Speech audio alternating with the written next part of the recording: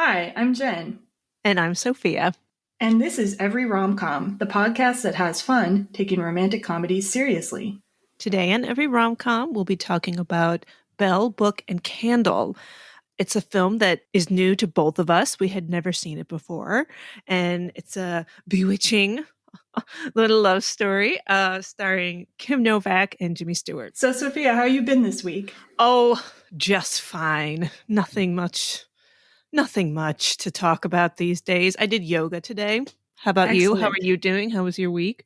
I did not do any yoga. I did some yoga yesterday, though, so that's good. Yeah. Other than researching this podcast, which this podcast may end up being the podcast that I research the most for because I just kept falling down fascinating internet research holes. Yeah. But other than that, my husband and I have been also watching Victorian Farm, which you can find on Amazon Prime, and it's these British archaeologists and a historian who recreate what it was like to live and work on a real Victorian farm, and you learn all this really nerdy stuff about operating a farm in that time period. Wow. And there's also a Tudor farm and a Edwardian farm and a World War II farm, but I don't think those are on Amazon. I think you have to go hunting on YouTube for those. Okay. But anyway, other than this podcast, the films for this podcast, that's what we've been nerding out on. I think that's great. I mean, I don't know anything. I have a garden. I didn't put one in this summer. I'm like, wait a minute, how do things grow? Wait a minute. I mean, I don't know anything. So far removed from the earth and the workings of the weather. And there are books, and I've tempted to get them about that, one's called how to sew a button, another one's called how to make a fire, out in the woods or whatever. These basic things, and then how to read the weather. I think that's yes, maybe a little geeky, but I also think valuable. It makes me feel. Oh, go ahead. Well, in a world so far removed from that.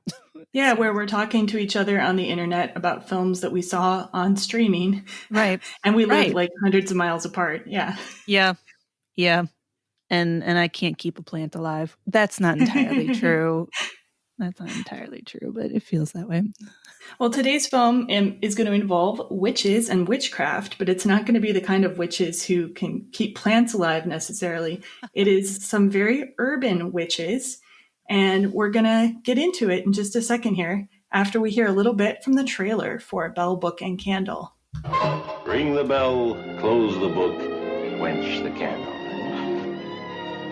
I'm one. You're one what? One of the people that the book's about, and Nikki's one too. You're naive, boy, They got these little trade secrets. They got them right there, close and tight. They're not. I could never get near a deal like that. You are nearer than you think. Chef, I will. I'd like to hear that again. I want to. And I'll be different from now on, I swear, I promise. I don't want you any different. Not at all. I want to be quite different. I won't stand for it. So you might have recognized some famous voices in that trailer, especially Kim Novak and Jimmy Stewart. And this film was released in 1958, and it came out the same year, was made and came out the same year as Vertigo. So that year, Vertigo came out in May, and then Belle, Book, and Candle was actually released on December 25th, I found out. Okay. It's funny that it's like a holiday, a Christmas movie. Yeah. That doesn't... Yeah, the opening scene, there's sort of a brief nod to Christmas music and this kind of Christmas tree made out of these ornaments that have been kind of hung in the air in a Christmas tree shape. So, and I found out some of my in-laws actually watch this movie every year around Christmas time because it's sort of like a quasi-Christmas movie. Yeah. That's interesting. Yeah. I did not know. I did not know. Yeah. I don't know that I would still... Now that I do know, still call it would watch it anywhere near Christmas time. See, I think it fits in really well because it's one of those sort of a Nightmare Before Christmas. It's one of those transitional movies. So you kind of just got done with Halloween and then you're about to get into Christmas. You want something that's a little bit of both. It works for me that way. Okay. Anyway, so let's see. This film is directed by somebody I've actually never heard of before. Sorry. His name is Richard Quine. I looked in his IMDb page. The only other thing I'd heard of he'd done is World of Susie Wong, which I saw a long time ago, so I don't remember very well. Yeah. But I the don't know. writer's pretty interesting. Mm-hmm. I don't know how to pronounce his name, but it's John Van Druten, Druten. And he also has fame from being one of the inspirations for the film Cabaret was his play I Am a Camera. Yeah. Yeah, I thought that read was that pretty too. cool. Have you seen that? Or Which Cabaret? I Am a Camera. I Am a Camera? No, neither, to be honest. Oh, really? Okay. I feel like I've seen parts of Cabaret. I don't know. But I read that too, and I thought that was super cool.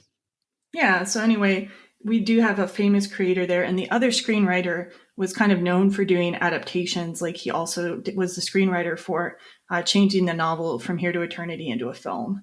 So you've got some pretty talented people doing the work on this film. I see that you have Picnic as well, which I haven't seen that. Have you seen that one? I have not, but I did read that Kim Novak was in that. Yeah. Well.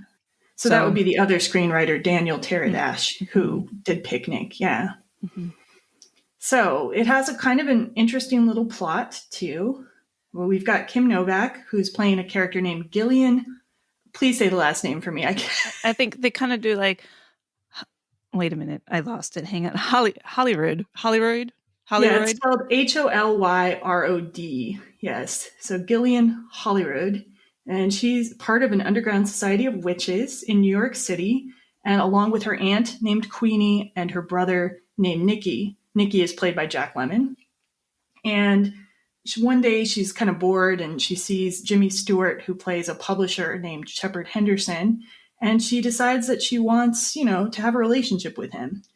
And at first she's a little reluctant because he has a fiance, but then she finds out his fiance is this college rival of hers who had been kind of a jerk to her. And so she's like, well, maybe I'll bewitch this guy after all. And so Jimmy Stewart falls in love with her. Shep falls in love with her. And at the same time, there's this writer, this kind of wacky writer guy who wrote a book called Magic in Mexico. And they draw him with their magic to New York. And then he starts writing a book about witches in New York. Yeah. Anything to add to our basic facts? No, that sounds good. Well, the reason that I don't think this is a spoiler, that Gilly, summons the writer Sydney. Oh, yeah. Is because Shep wants to do a book deal with him. He's like, oh, if I had this guy writing for me, I'd be rich. Yeah. So he just happens to mention that to her. Well, yeah. And it's not because he has a great passion for witchcraft. He actually kind of believes it's bunk, but he just wants to kind of publish what sells. He makes reference to the Kinsey report, which was hugely successful at the time. So yeah, pretty interesting topical references. So I'm curious, Sophia, what did you think of the film, in general? So as I was watching it the first time, I'm like, this is weird. This is wild. And I don't know if wild in a good way. I kind of thought, as I feel like movies of yore, their pacing is kind of slow. So I'm like, I don't know. If I'm going to get through this in one sitting, that was my intention. But I'm like, if it's not, then I'm going to pause. And plus I felt a little obligated to go hang with my family a little bit. But did you watch it on your own then? It wasn't one that you would watch with your family necessarily? Oh, unfortunately, our 7-year-old would not sit through this. She has been a sport a couple times and have sat through some older flicks. Yeah, and she's like, I really didn't like it. And we're like, okay, fine. So I totally did this one on my own. And I wound up watching the whole thing in one sitting, and it got better for me, but I still had I was like, I don't know, I don't buy it. What? I even made suspension of belief. I couldn't do it. I'm like, I don't know. The second time watching, I'm like, all right, it's fine. I can let it all. Why do you think that was? I think I was just more forgiving. I think the first time I was just, there's different tone in older films. And at first, it takes a minute to get used to. And I just kept trying to think oh, I bet you, my mom or my aunt, when they watched this, that was, They knew what to expect. Do you know? Yeah. They For me, I find the tone of older films actually super refreshing. So for me, it's actually a selling point Mhm. that the pacing is slow and that there's kind of cheesy things happen sometimes. And then of course you've got the beautiful film stock and everything. But right. yeah, I think for once in a while there's nothing I want to watch more than like especially the era when it just gone into color, but before things got kind of 70s and grainy like that something in that exact area just sometimes hits the spot for me, so worked for me in that way. And there are definitely other older films that on first viewing I didn't have that feeling, this is wild, and I don't know a good wild or a bad wild. So it just didn't. I don't know that I'm going to watch it again. I just don't know if the Okay, fair story enough. endeared me. Yeah, So like I think I would watch it again just for the cat, which we'll talk about a little bit later, the yeah, Gillian's Familiar. But yeah, I love a good rom-com cat, and this is one of the standouts. I And think so. another thing I love about this movie, though, is that it's really an example. It's a good example of a rom com that kind of reflects the cultural concerns of its time, and like it's like a little bit of a time capsule, but I think in a good way. Just dealing with women's roles in society on the cusp of changing, and then the witchcraft theme, which we're going to get into later. Like it's very rich, and it relates to a lot of things that were going on at the time. So I like that. Awesome. Are you a fan of Vertigo, by the way? The other film that Kim Novak and Jimmy Stewart appeared in that year. I think I saw it once all the Okay, way through. so not a big fan. Um, it's not one of those cozy cuddle up films. Again, I saw it. I've also only seen Birds once because they're creepy and they're weird. The only Hitchcock film that I watch on repeat is Rear Window.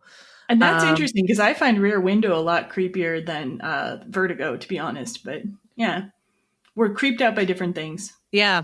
Yeah. So yeah, I think it's interesting they came out the same year. I guess it was some issue with like Vera Miles, I want to say, was supposed to originally be in Vertigo, but she couldn't be in it. And so they made a deal where Kim Novak would be in that movie and then Jimmy Stewart would appear in Bell Book and Candle. So you get these two back to back. And it's like they were said to have pretty great rapport, or at least that's what Kim Novak said, that they have really great rapport as actors. Mm-hmm. And I think so. I think that comes across. Yeah.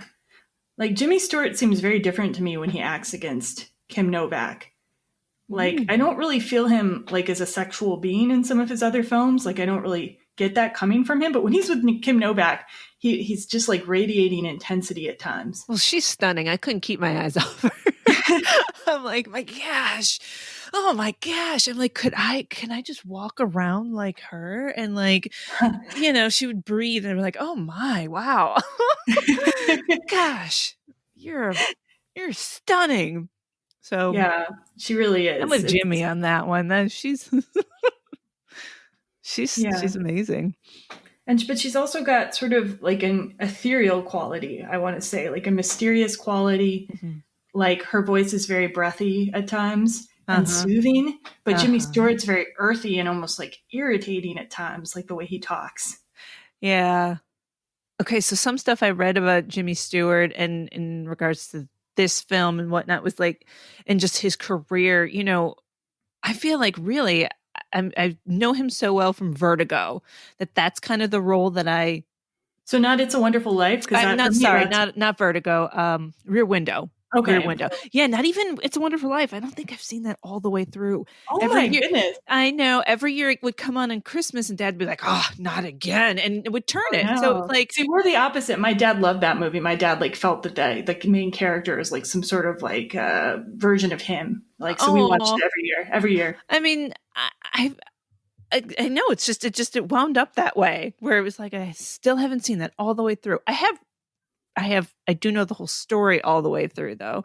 So what were you going to say though about Jimmy Stewart and what he was talking about? So I think I hold all of his performances and such against, like Rear Window, yeah. Even Vertigo. I think that, what is the other one? The Man Who Knew Too Much. Isn't I he in haven't that seen one? I that saw one. that. So like all the Hitchcock, Yeah. right? Not so much the comedies. And so when I see him in those roles and his shtick, I'm like, it just feels like that to me. It's like, oh, Mm. that's that Jimmy Stewart shtick. And He I does have, yeah. felt Yeah. some of that in this. And so it turned me off. I'm like, what? Yeah, it's interesting. Some actors like really like have a thing that they do, a tone of voice, facial expressions, like, and others disappear. Like you get a Daniel Day-Lewis, he disappears, but you get like a Right. Jimmy Stewart, or I think to some extent a Kim Novak, and they are a thing. You know, you Right. can put them in the movie, they're going to do that thing, Yeah. and it's great, but it can also be a weakness if you just get too used to seeing them as, you know, one version of that thing. Yeah. Yeah. Also, it should be noted, it's interesting. Like originally, you said that you thought Jimmy Stewart was like kind of too old to play this role, Uh-huh. not because of the age difference per se, but because the character seems a little bit easily fooled. But in oblivious. fact, like, Stewart was 50 and Kim Novak was 25 at the I time. saw that. I read that too. I'm like, wow. Yeah. And actually, the aunt character, Queenie, was only like 6 years older than Stewart. So she's playing this like doddering old lady, and like, really, she should be the romantic lead if in a fair world. But there you go. Right. I read that too. That even he felt he was a little too old for that. Yeah. This young woman would not fall for this older man. I mean, Kim Novak seems older than her years from my perspective, but I think agree. It's partly because of the styles of makeup and hair that people wore at that time, that a lot of people looked older than they were. Yeah. You don't see a lot of 25-year-olds these days wearing fabulous gowns. For example. I know. Yeah. No. Totally. So there's some really interesting supporting actors in this cast. Like we already mentioned, was it Elsa Lanchester, who plays Queenie, the aunt? Mm-hmm. And you had seen her in some other things. A Gilbert family favorite is Murder by Death, and she plays the Miss Marple character. I'm not going to get in. If you haven't seen it, whatevs. But it's a spoof on And Then There Were None. Okay. And I noticed that I did recognize her, and you had said that she was in Mary Poppins, and indeed she was Katie Nana in Mary Poppins. But like this woman, when I looked at her IMDb, she had a career for what, like 84 years. Mm-hmm. Oh, no, not 84 years career. She was 84 years old. She had a career from 1925 to 1986. That is a long career. That is very impressive. That's awesome. So I was like, go you. Yeah. Then we've got some more famous people. Jack Lemmon. This is a movie he did right before Some Like It Hot. And he plays Gillian's brother, who's kind of like very pro-witch and anti-falling in love with Shep. And or anybody, I think. Yeah, or anybody. Yeah. Just no love. Yeah. And Hermione Gingold, who originally I mistook for being from a different movie, but who was in fact in The Music Man as the Mayor Shin's wife. So she's hilarious. Uh-huh. And then we've got Ernie Kovacs, who was famous for doing this like weird, absurdist TV show, which when I looked it up on YouTube is totally dated. But he was a big deal at the time. My dad used to show me clips of his. And then poor Merle, the person who plays Jimmy Stewart's fiance, is played by Janice Rule. And she is the jilted fiance character in this movie. Yeah. Anyone who impressed you in that cast? Or who stood out for me? If anyone. That Ernie guy. Ernie Kovacs. Oh, yeah. Well, I didn't say what he played. He plays the author of Magic in Mexico, Sidney Redlich, who the witches summon to New York to write a book for Shep. Anyway. Yeah. He was wild in a fun way, in a good way. I was like, who is this guy? Who is this character? And that he drinks through the whole film is hilarious because he does it like, he has a drink and then he fixes himself another one. And then he's like, all right, well, let's go get a drink. And you're like, he drinks even more than the other people in 1950s movies. I mean, It really is like Mad Men. People are just drinking all the time. I got a kick out of his performance because he was so weird and fantastic. Yeah, he had a lot of presence, I think. Mm-hmm. Yeah. And my favorite co-star, however, in this movie was the cat, Pyewacket. Pie. I'm sort of obsessed with Pyewacket. Like, it was a Siamese cat, and I heard I was looking on the internet trying to figure out how many cats were actually in the movie, because of course you're not usually going to have one animal, but the reports ranged from like 9 to. I found an interview with Kim Novak like after a screening where she actually said there were 19 cats, which seems like a lot, but that's the only place where I could find an original source, a primary source of someone who was in the movie. So there could have been up to 19 Pyewackets. There's a rumor that Kim Novak adopted one of the cats. I don't think that's true. She didn't say anything about that, but she did say that she herself had a cat named Pyewacket prior to being in the movie, because she had seen the play and gotten a cat and named it Pyewacket. So that's kind of an interesting coincidence. And I'm really interested in the fact that this cat won something called a Patsy Award, a Picture Animal Top Star of the Year Award, which was produced by the American Humane Association. They don't give out those awards anymore, but I thought that was pretty cute. Pyewacket's performance was. But which one? If there were 12 cats, well, which one got the collective. Oh, okay. The collective of Pyewackets. Yeah, Kim Novak said there was like one that they just kept really well fed, so it would just stay still and purr. And there was like one that had really nice eyes, probably used for the wacky close up. And there was one that like jumped and ran and stuff. So yeah. Wow. Oh, and before, I want you definitely to talk about the thing you were interested about Pyewacket, but the name Pyewacket has a really weird origin. So Pyewacket is in the movie as the witches as Gillian's familiar. But I didn't really understand that familiar in original meaning of familiar was supposed to be like a animal or a creature given to you by the devil. Okay. and it was supposed to help you perform your magic. And it could be like any kind of thing. Like there was the name Pyewacket comes from actually the witchfinder general Matthew Hopkins in the 1600s said that he'd found a witch that had all these different familiars. And one of them was named Pyewacket. It was not described as a cat. It was described as an imp, whatever that is. And one of the other familiars of this witch had something like the head of a greyhound and the body of something else. It was really weird. Really weird stuff. If you ever want to entertain yourself, read about Pyewacket's name origin. Wow. Yeah. All right, then.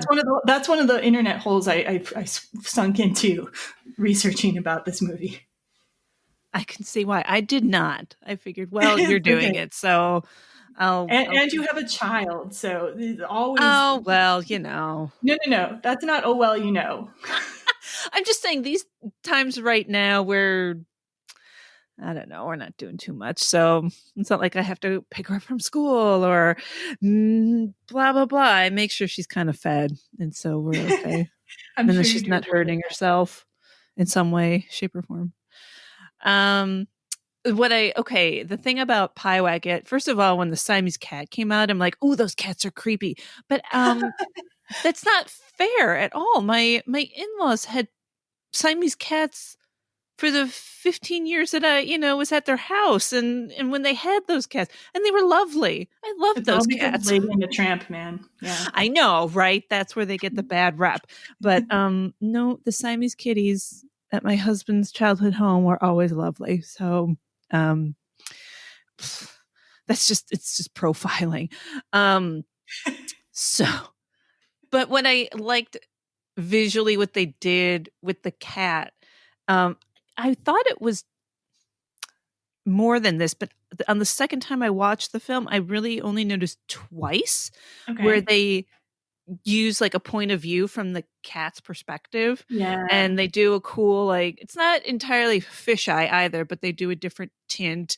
And I enjoyed that visual. I'm like, ooh, cool, spooky. But I also wondered what the point was. And do you have thoughts on that? Like, what was the point besides other being a cool visual?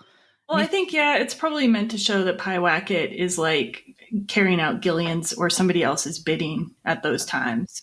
Okay. Yeah, and probably helping with the spell, maybe. Yeah. Well, right. The first time I noticed is right after she casts her spell. And then the second time, it's when it's looking out the window from Queenie's apartment onto the street. Do you remember what Pyewacket was looking at the time, or? Well, right. Nobody was there. It was Okay. just the street. And she's like, Pirate, what are Okay. you doing up here? You're son. Well, Jillian's calling for him and Yeah. he won't come. Yeah. So Yeah. It's a mystery, but it's cool. It's a cool effect. cool effect. Pie Cool wacket effect. vision. Yeah. Well, I have witchcrafty questions. My gosh, there's a lot. Do tell. Detail. So one of the reasons I chose this film again, and one of these days my co-hosts are going to choose the film over me, and I'm just going to go with it. Okay, that's all I'm saying. But Yes. this movie, I was like looking at what the Criterion streaming channel had that was new, and they have a ton of new stuff this month. But the thing that really stuck out to me was this movie, Bell Book and Candle. I'd never heard of it before. And it's like Kim Novak, Jimmy Stewart, in a movie about witchcraft. And it's a rom-com. And it came out the same year as Vertigo. And I'm like, yes. And what was interesting about this is that about a month or so ago, I started like studying witchcraft and like practicing it on a very amateur level. Like there's a lot of misconceptions about witchcraft. Like you can practice it as any type of religion. You don't have to be Wiccan. In fact, to be Wiccan, you have to actually be initiated, right? So people will just practice, people who are Buddhist or Christian or whatever will practice witchcraft sometimes in some way, shape, or form. But yeah, that's why I chose it. And if you have questions about witchcraft, I can answer that.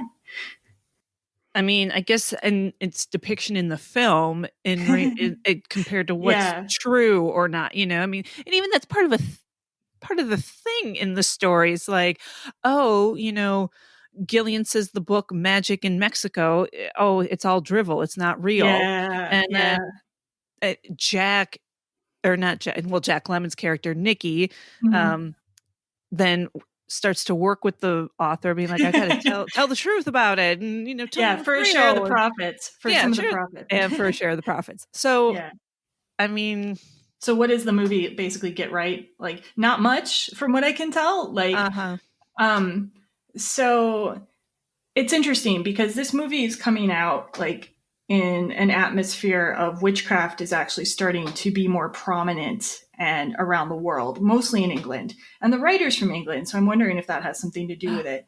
Like Wicca as we know it was developed in the late 30s and 40s by a man named Gerald Gardner in England.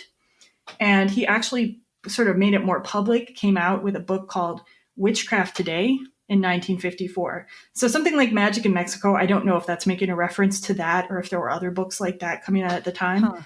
But that's like him coming out as a Wiccan, basically. Because in England, they had witchcraft laws on the books until 1951. They only repealed the anti-witchcraft laws in 1951. And they actually had convicted someone of witchcraft in 44. And I think it had more to do with politics because it was during World War II, and she had kind of revealed a secret about a battle during a seance. Oh, it's still unclear whether there's any way she could have known about that without an actual spiritual connection to somebody who died in that battle.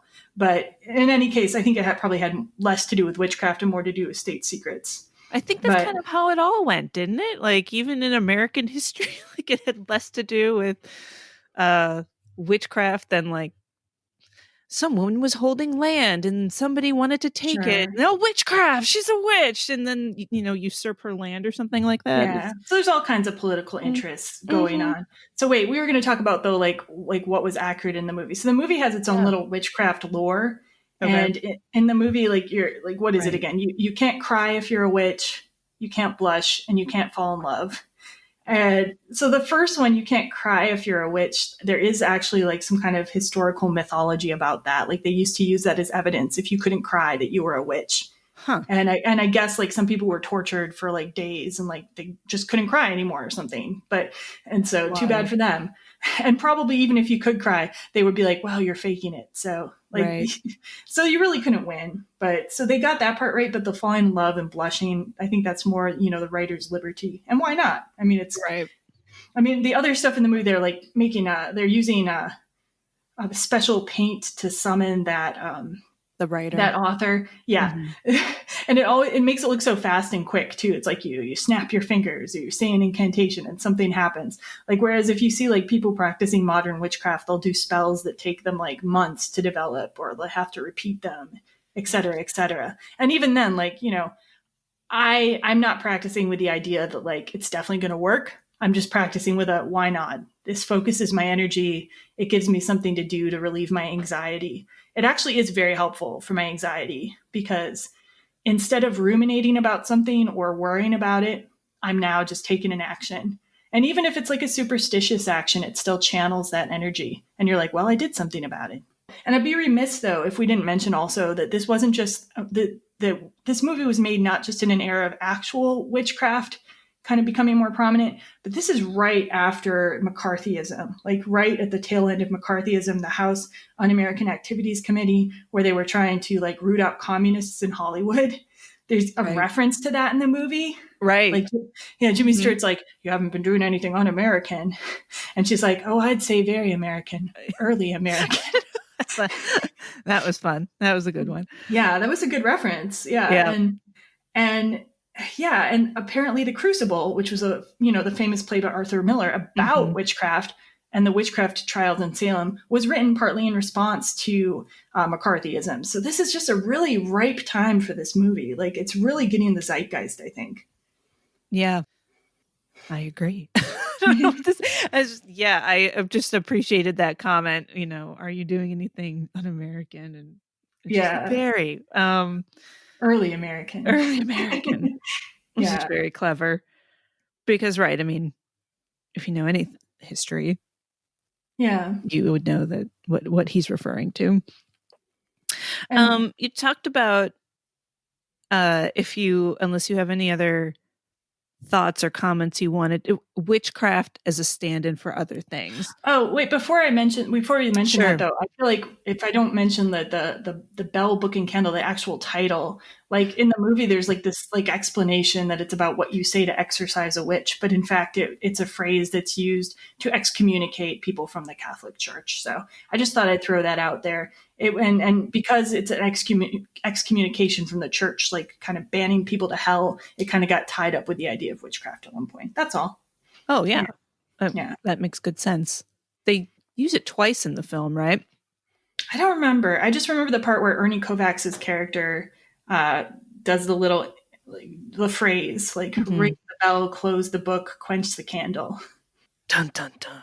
It's but of course, it sounds like a ritual unto itself,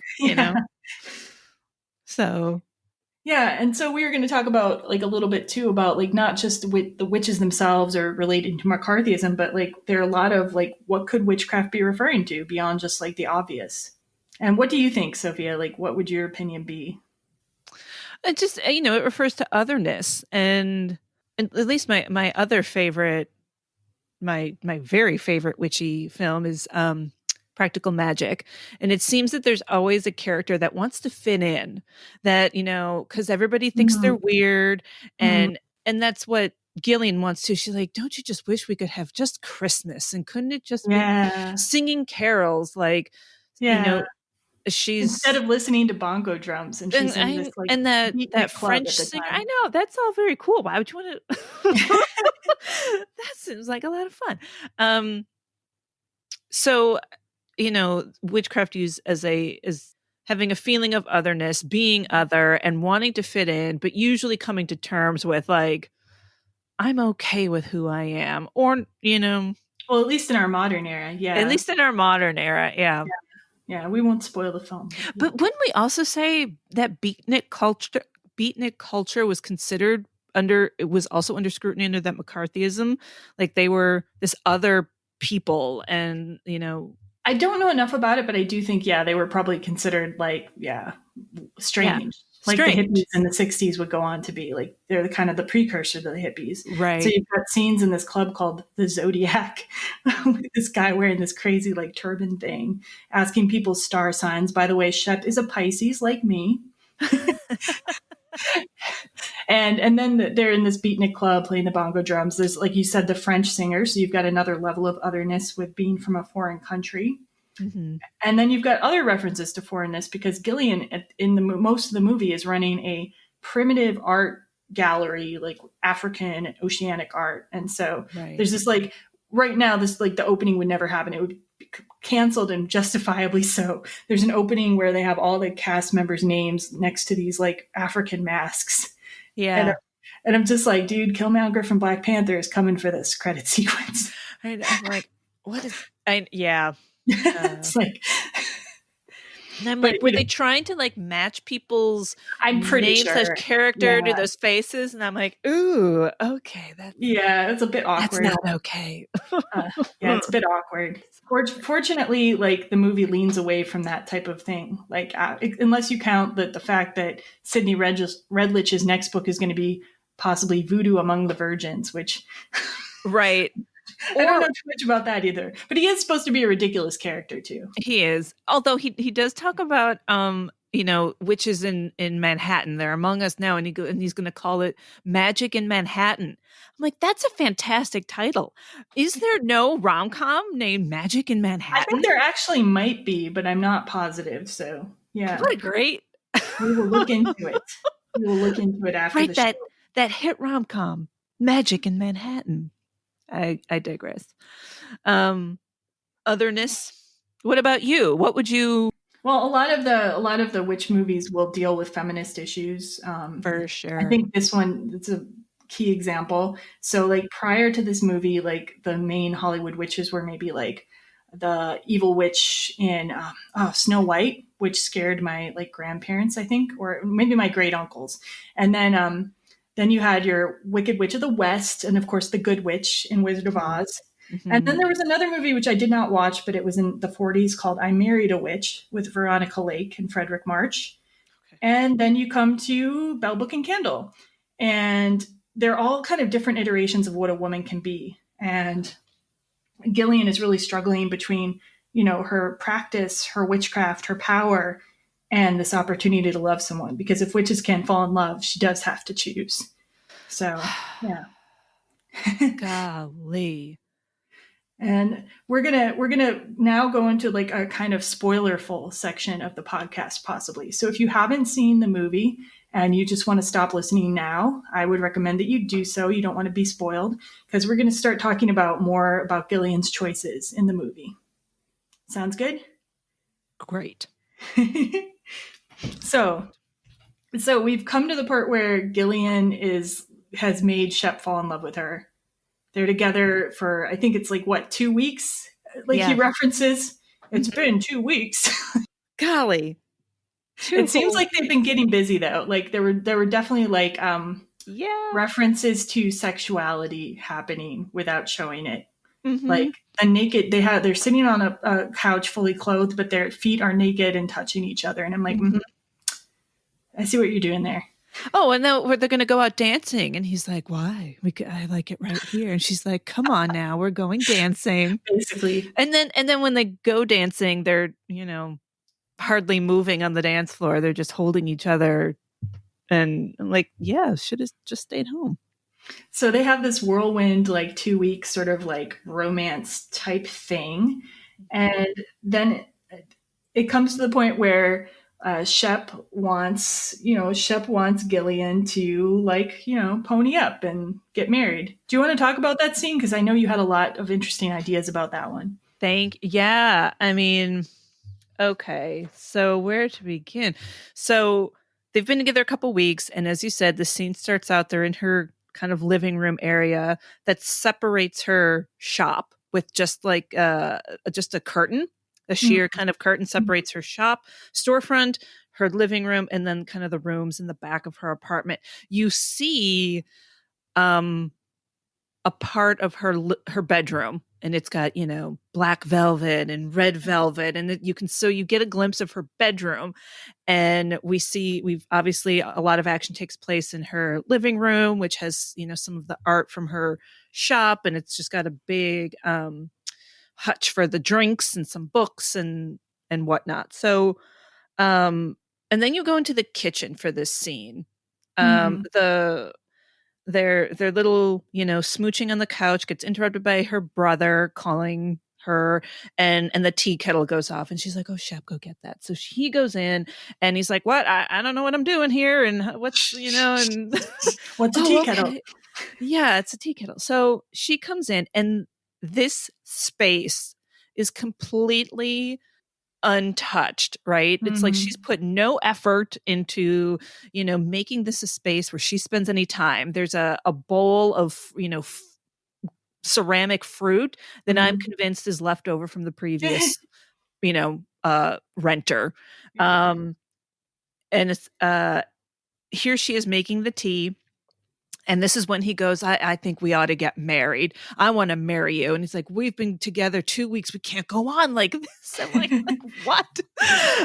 And she goes, isn't that the woman's line? Usually the woman's line. Yeah. And then, he's like, why won't you get married? She's like, I've never thought about getting married. I've, have lived my life traveling and she's trying to explain. He's like, but why? And then he says something and she goes, she says something, I can't remember what it was, and then he goes, isn't that the man's line? Yeah. And so they're in this tight space dancing around each other. She's trying to explain why she doesn't feel like she needs to be married.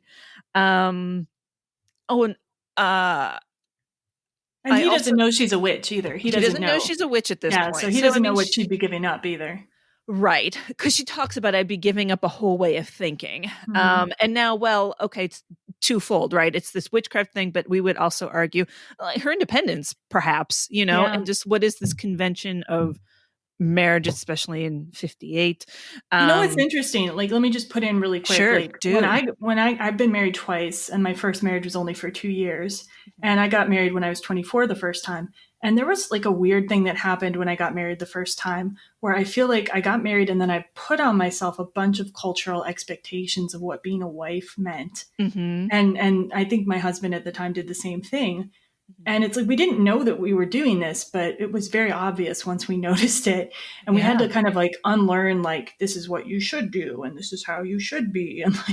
And by the time I got around to being married the second time, I had sloughed that off quite a bit. But I think, even now, even in this, century, but in the 50s, being a wife was different. Being a wife was different.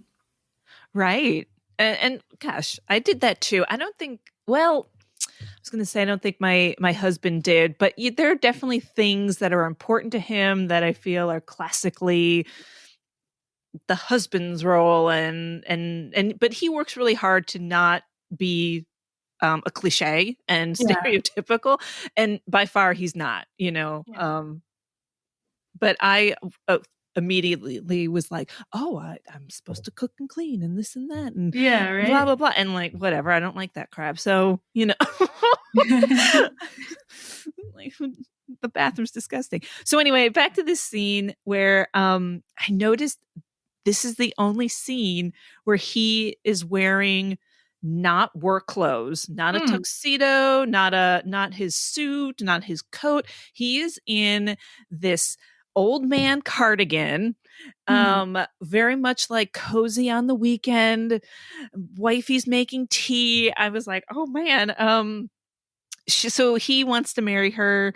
She's like, I can't do it. And and to get out of there, she's like, oh, your shoes are on from a previous scene. His shoes got wet. I couldn't remember. And so they're drying on the radiator. And she's like, I don't know. Could I? And she's talking to her cat, and she's like, could I do this? Would he find out later on? And I guess, and the cat goes, and she's like, well, I can if I want to. So she rushes out. He's in the living room now, holding both teacups, and she's like, I think it was in our clip that we played earlier. Yeah, the trailer. Yes, I will. And he's like, oh, I want to hear that again. She's like, I will. So they run to each other. He drops the teacups and they embrace, but she's still holding his shoes, which happen to be like his work shoes. I think they are his kind of, everyday shoes. They're not like slippers. And she hangs on to those. And to me, I'm like, okay, she's still hanging on either to her witchy self, or like, I'm thinking her independence, her place of business, her work. She went to school to be an anthropologist before anthropology, and she's at Wellesley, no less. I know, so she's really smart. She's educated. She has a business. What does getting married then? With, like, let's say if she wasn't a witch, how would that change all of those things? And they this idea of like, he's saying things that a woman would say. She says things that a man would say, and he's holding the teacups. She's holding the work shoes. These roles changing. And I that's think that interesting. that's, baby steps towards, this partnership, which I would say my husband and I have. We have a partnership, division of labor. We each take care of our child. We each work, and well, I'm not working now, but it's not like it's not like he's saying, "Woman, stay home." I mean, when he does say things like that, he does it just to tease me and like not serious at all. He'd be like, "Woman, bring me a drink," and he can't even finish it because he knows how stupid that he sounds. So he does it to be a gag. Anyway, so you interpret her holding onto the shoes as she's keeping some aspect of her power. I think so. I'm gonna go ahead. I'm gonna go ahead and put that on there. I went the opposite way. I felt like when he gave up the teacups, he was saying, well, I'm not going to be this woman's role anymore. I'm not going to be domestic at all. I've won you. And her holding the shoes, I viewed it as a submissive gesture because she's actually, bringing something of his to him. Like he has spilled the thing that they were sharing together, the tea and the domestic thing. And she's bringing something to him. So I viewed it differently, but yeah. I definitely think he's dropping the domestic part, but she hanging on to the independent working woman. Maybe. So then let's see. We need to get to like what happens next in the plot. So in the plot, in the story, Gillian has this conflict now because she has never told Shep that she's a witch, let alone told him that she bewitched him to fall in love with her and caused him to leave his initial fiance. And that's kind of a difficulty. And then you were also interested in a different scene, the scene where she reveals her secret. Yeah. Do you want to talk about that? Sure, please. I loved it. Gillian goes to Shep's office to tell him the truth. Our writer friend, what's his name again? Sydney Redlich. Sydney is there with her brother Nicky. Yeah. Gillian has put a spell on the book. Oh yeah, that's right. So that it won't be published anywhere. And reveal the secrets of the witches. Yeah, she exactly. So she's done that, and she is also there to reveal the truth about herself. So as she's telling, she tells her brother first. She's like, "Don't worry, I'm going to tell him." And he goes, "It's your funeral." And she is dressed in black from head to toe. She's got including a head thing, a head thing, like a shawl over her head, and then she's wearing black gloves, for crying out loud. So two things there. It's like she is dressed for her own funeral, and the head covering bit, plays a part in is a symbolism of submission. Actually, it's in the Bible where it talks about women wear a cover over your head because God and your husband is over you. No, ain't nobody doing that right now. Not up in this house. So, and I noticed the guy, Jimmy Stewart's name is Shepherd, which seems religious to me now when I think about it. And her brother's named Nicky, which isn't Nicky can be used as a devil name or old Nick or something. So that's weird. Yeah. Nicodemus, is that right? Yeah. Or is that I don't want to derail. I don't want to derail anything. These are themes that are, I think, in there because on the second viewing, so he in his office, it's a beautiful office. It's all beautiful woods and grays, earthy tones, and bookshelf with a ladder. A bookshelf with man, I want that. My husband's like, we need that bookshelf. I know, the bookshelf with the ladder had me drooling. Well, he climbs the ladder to retrieve a book. He gets a call and he says, okay, I'll get it. So he's busy doing something. And she's like, I'm a witch. I'm one of them. I practice magic. And he's standing on this ladder above her. And they even do shots where he is looking down at her, laughing at her, being like, oh, sure. And then, this and that happens. And then a shot is looking up at him and, pleading her case. And I'm like, wow, can we, throw that in our face a little bit more? But behind him, most of those books are blue. And I'm like, oh, wow, can it be more like God up in the sky and, talking down to that? I don't know. I caught that. I again, could be just putting that on. But it's very and it may thoughtful not set be. design and costume design in this movie, so I wouldn't be surprised. Right. I don't, right. Why make those choices when you're designing your set and designing your, your blocking and things like that. So, and the scene takes place in his domain, his place of power and control. And she's losing at the end. Yeah. He's like, okay, honey, sure thing.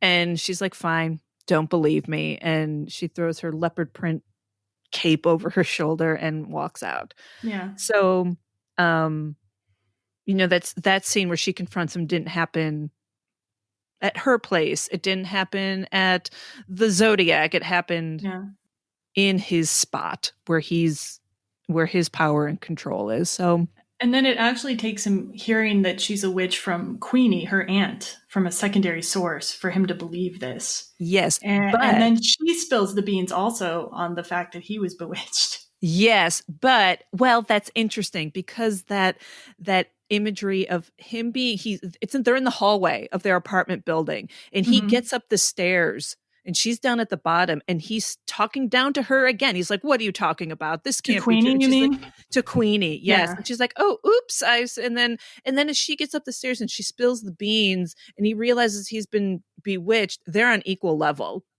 And so they echoed that, him figuratively and literally speaking down to these women. These powerful women. These witches. powerful women. Mm-hmm. Yeah. And then he and Gillian have the big fight. Yeah. Basically, he brings her like a broom, I think, and says, yeah, I'm done with you. Well, and he said, yeah. Oh, sorry, go ahead. That happens maybe later. Okay. Later. So, that happens later. Basically, without going too like in the weeds to the whole plot, he then tries to get back with his fiance. She's not having it. Right. That was your favorite line, right? When he tells Merle his ex-fiance, she's a witch, and Merle's like, no. Wait, he goes, and that girl, Gillian, she's one of them. And Merle goes, a witch? And Shep goes, yes. And she goes, Shep, you just never learned to spell. That's funny. That's my kind of humor. Which is pretty rich coming from Merle, because apparently she was kind of a jerk in college. So yeah, totally. But she's a painter, which is also interesting to me because like Jimmy Stewart rejects artists in both Vertigo and Bell Book and Candle. He jilts artists in both movies, so there you go. That's really funny. Well, and Meryl is poor Midge from Vertigo. She's some kind of artist up in that apartment with those clothes and those jewels, and a maid, like someone who answers the door for her. I'm like, what money is she making? Yeah. Where then, like all these other artists, these beatniks and stuff like that. What? Well, Merle went to Wesley too, so right. Wellesley, not Wesley, Wellesley. Yeah. So yeah, but anyway, so then after Merle rejects him, he then goes to find Nikki and Sydney, and they introduce him to Madame de Passe, who's this rival witch.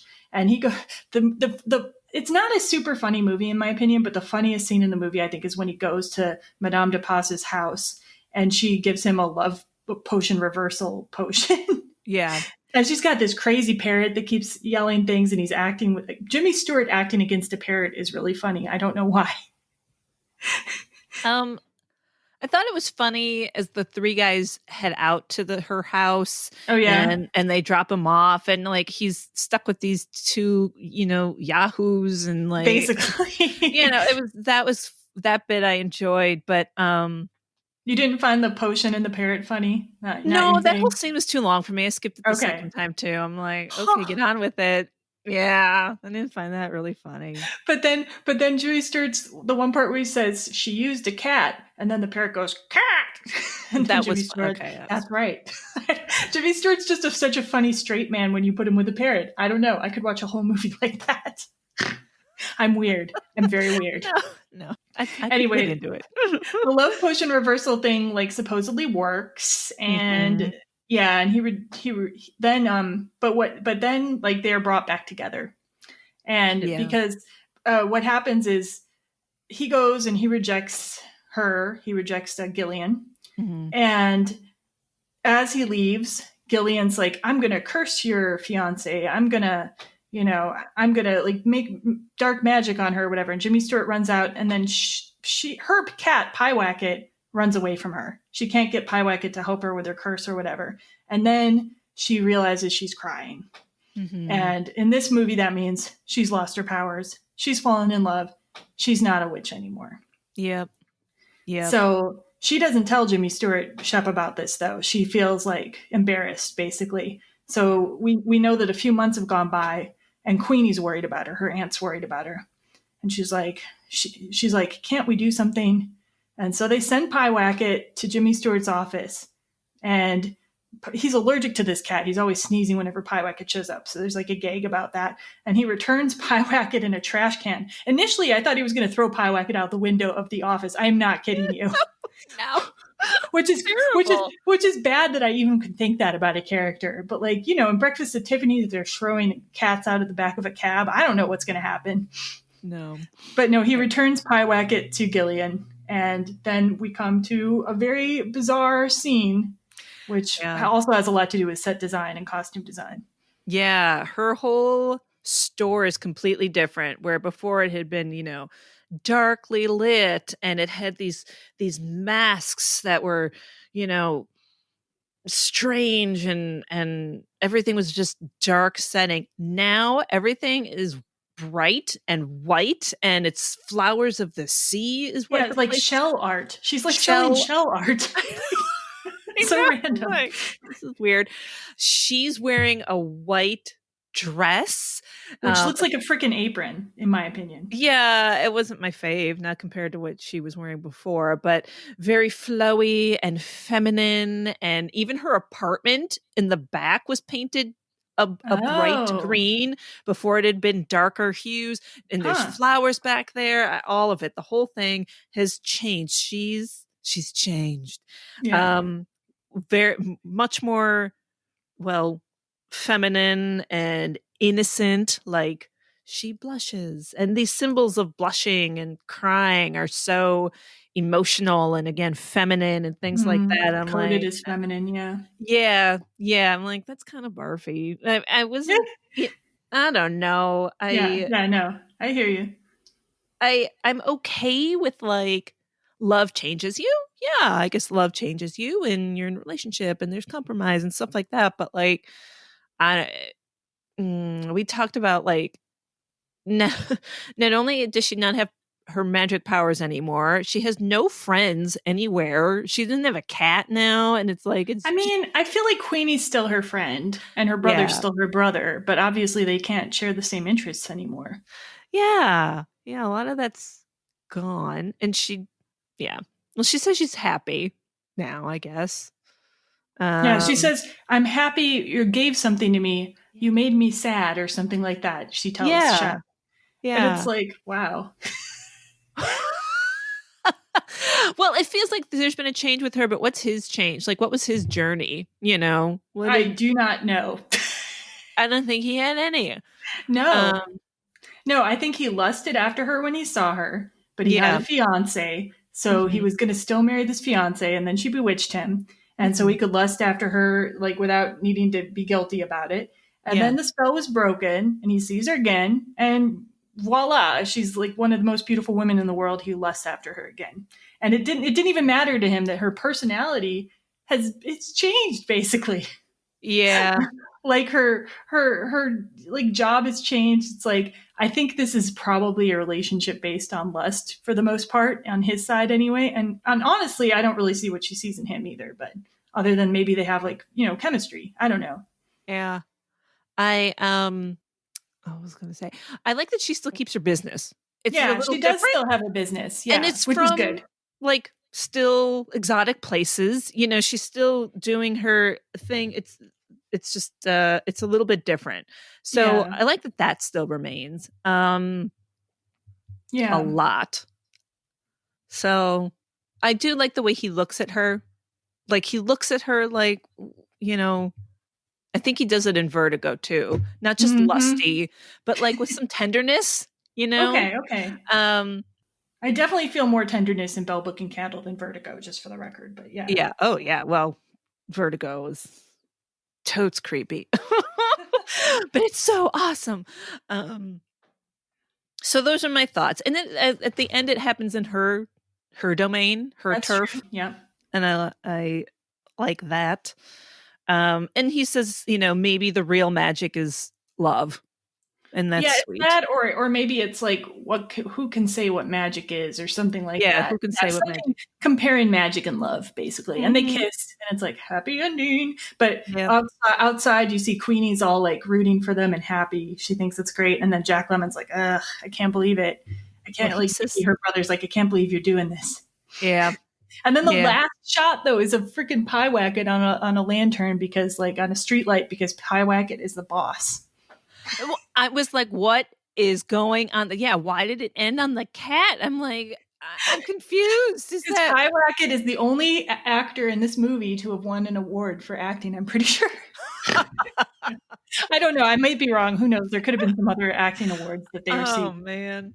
But Pyewacket won the prestigious Patsy. So that's all I'm going to say about that. Way to go, Pyewacket. So an interesting thing, like I wanted to move on to some of the things that this inspired in later witch stuff. But if you have more you want to say about.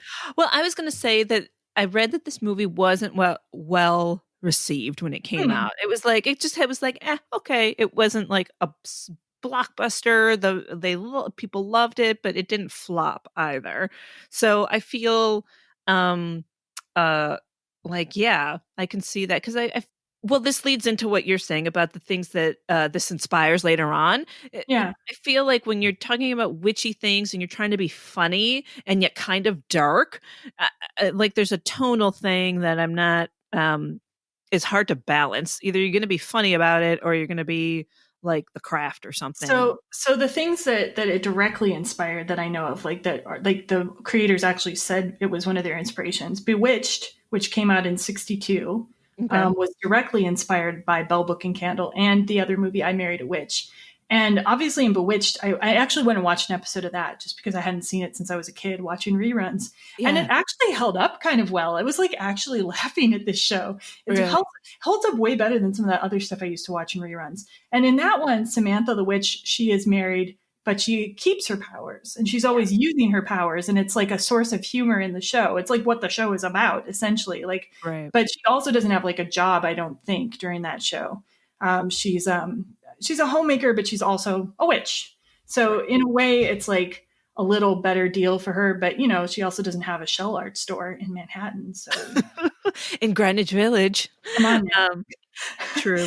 And then the other thing that I know that was directly inspired was Anna Biller directed The Love Witch, which came out very recent, like in the last few years, which is one of my favorite films.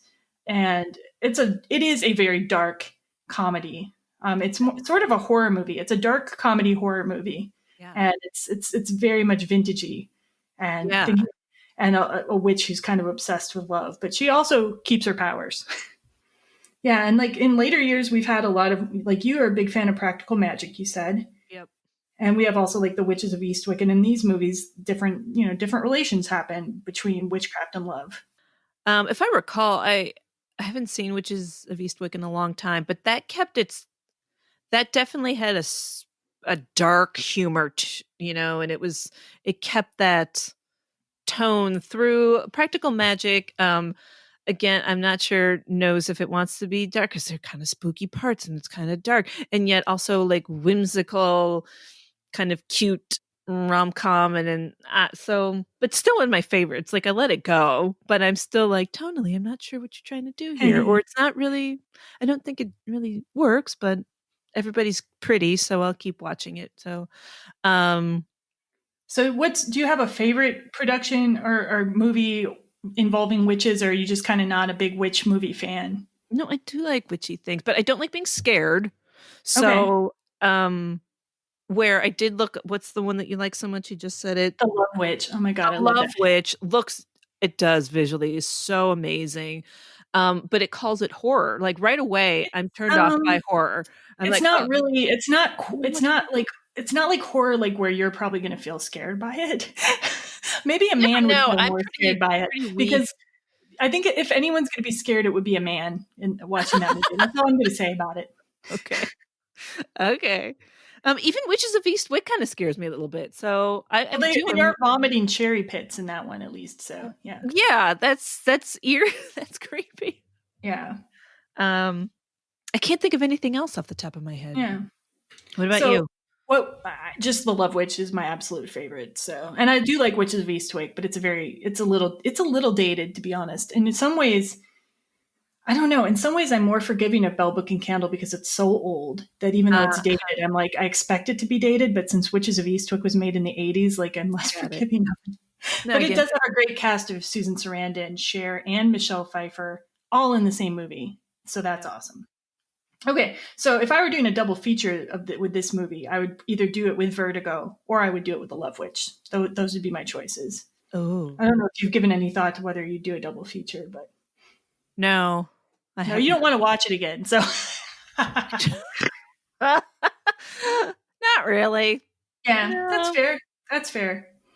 So I just wanted to also just give, before we finish the podcast, and if you think of anything else you want to say, we can add that in, certainly. But I wanted to give a nod to that Criterion streaming service, though, which like it's gonna seem like I'm advertising for Criterion, because last time we were talking about Moonstruck, which just had a Criterion Blu-ray release, and this time we're talking about something on the streaming platform. I swear nobody's giving me any money. I just love it.